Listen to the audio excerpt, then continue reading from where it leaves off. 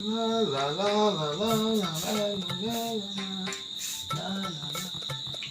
গো, এত সেন্ট মারছো কেন? কোথায় যাবে? আরে পাশের বাড়ির বৌদির আজ জন্মদিন, তাই আজকে ওখানে নেমন্তন্ন আছে, যাবো বুঝলে। জন্মদিনে যে যাবে, কি উপহার নিয়ে যাবে?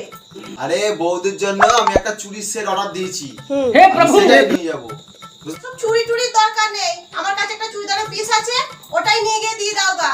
আরে না না, ওই চুড়িদারের পিস টিস দরকার নেই, আমি যেটা ভেবেছি ওই চুড়ির সেট দেবো, তাই দেবো বুঝলে। ঠিক আছে, দেখো তুমি যা ভালো বোঝো।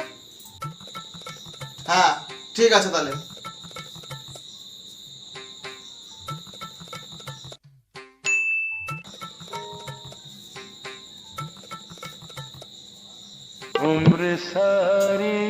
ধ্যাৎ শালা। কি হলো গো, মন খারাপ করে বসে পড়লে কেন?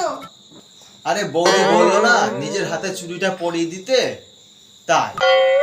বৌদি নিজের হাতে চুড়িটা পরিয়ে দিতে বলেছে, তুমি এরকম করছো?